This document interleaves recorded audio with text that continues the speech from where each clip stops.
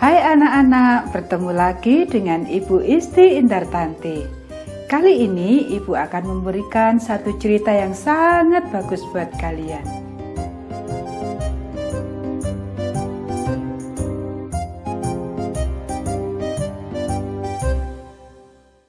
Pencuri dalam keluarga.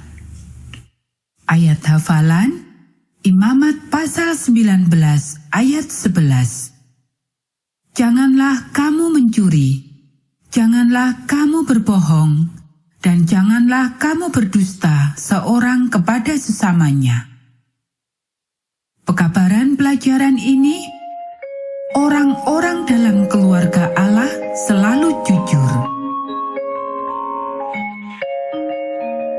Pernahkah engkau melakukan sesuatu yang engkau tahu seharusnya tidak boleh dilakukan? Dan ketika seseorang menanyakan hal itu kepadamu, engkau berbohong? Bagaimanakah perasaanmu kalau engkau ketahuan sedang berbohong? Yakub berbohong kepada ayahnya dan menyakiti seluruh keluarganya. Engkau tidak akan menyangka bahwa Yakub dan Esau adalah kembar, karena mereka terlihat sangat berbeda. Mereka berbeda dalam hal berpakaian. Mereka berbeda dalam hal-hal yang mereka sukai. Mereka sangat berlawanan. Esau senang berburu. Yakub senang tinggal di rumah dan menjaga hewan ternak keluarganya. Sebelum mereka lahir, Allah telah berbicara kepada ibu mereka, Ribka. Allah beritahukan bahwa saudara yang lebih tua akan menjadi hamba kepada yang lebih muda. Ribka tidak tahu bagaimana hal itu bisa terjadi, tetapi dia percaya apa yang Allah katakan.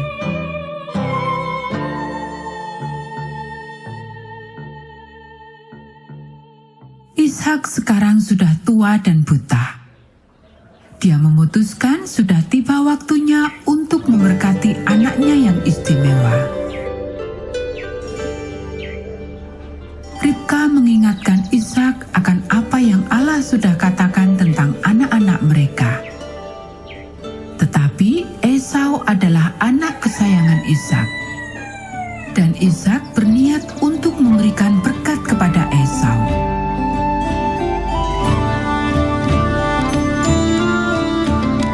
Suatu hari, Ribka mendengar Ishak berbicara kepada Esau. "Esau, aku sudah tua," katanya. "Aku tidak tahu berapa lama lagi aku akan hidup. Ambillah senjatamu dan pergilah berburu. Siapkanlah makanan yang lezat untukku dan hidangkanlah bagiku. Kemudian aku akan memberkati engkau." Segera sesudah Esau pergi, Ribka memanggil Yakub. Dia beritahukan apa yang sudah didengarnya. Kemudian Ribka katakan, "Jangan khawatir Yakub, aku mempunyai satu rencana. Pergilah dan ambillah dari hewan ternak kita 2 ekor anak kambing yang terbaik. Aku akan menyiapkan makanan yang lezat seperti yang disukai oleh ayahmu. Kemudian bawalah dan hidangkanlah ke hadapan ayahmu supaya engkau diberkatinya."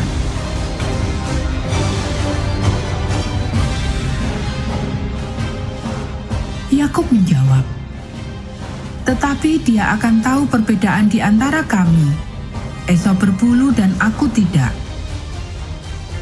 Ayah akan tahu bahwa aku menipu dia. Dia akan mengutuk aku, gantinya memberkati aku."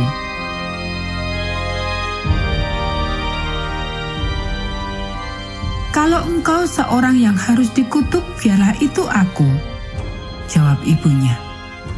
Pergilah dan lakukanlah apa yang aku katakan."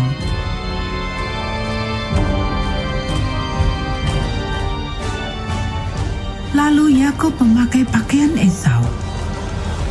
Ribka segera menutupi tangan dan lehernya dengan kulit kambing. Kemudian Yakub pergi menghadap Ishak dengan makanan yang disiapkan oleh Ribka.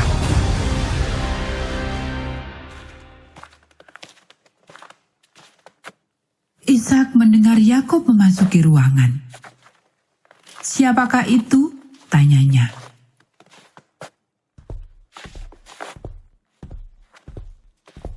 "Esau, anak sulungmu," jawab Yakub berbohong.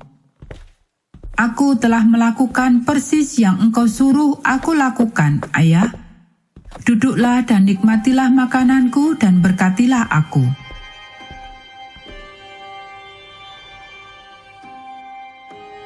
"Bagaimanakah engkau bisa berburu dengan cepat?"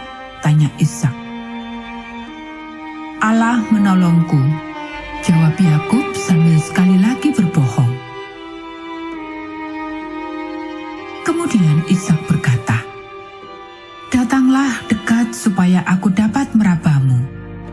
Suaramu seperti suara Yakub, tetapi tanganmu seperti tangan Esau. Apakah engkau benar-benar Esau?" "Ya ayah," jawab Yakub sekali lagi berbohong. "Kalau begitu, datanglah dekat dan berikan makanan itu supaya aku makan," jawab Ishak. Sementara Yakub mendekat, Ishak menarik jubahnya. Ishak mencium baunya. "Ah ya," katanya merasa puas akhirnya. Lalu Ishak pun memberkati Yakub. Yakub segera pergi keluar. Dia baru saja pergi ketika Esau masuk ke dalam tenda ayahnya.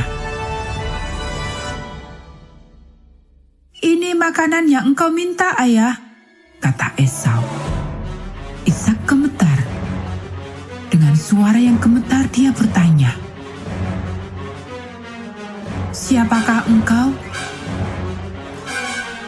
"Aku Esau, anak sulungmu," jawab Esau.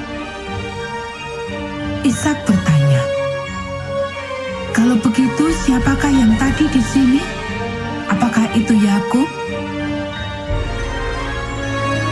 Barulah Ishak tahu apa yang sudah terjadi. Dia berbalik kepada Esau dan berkata dengan sedih, "Aku telah memberkati dia.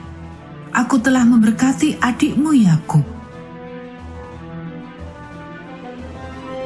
Esau sangat geram. "Masih dapatkah engkau memberkatiku? Yakub telah menipu aku tentang hak kesulungan. Sekarang dia menipu aku untuk mendapatkan berkat-Mu. Dapatkah engkau memberikan kepadaku apa saja?" Ishak menggelengkan kepalanya dengan sedih. "Berkat itu sudah diberikan.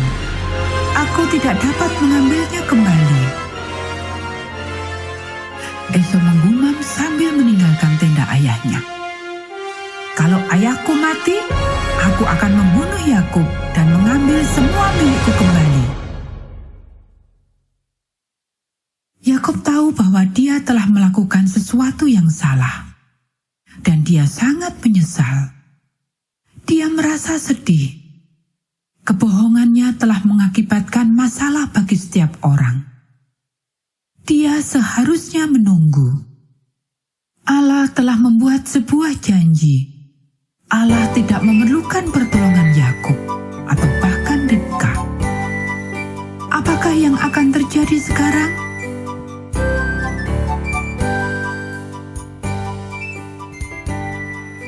Nah anak-anak, demikianlah cerita kita pada saat ini. Kita akan bertemu kembali pada cerita Alkitab yang berikutnya.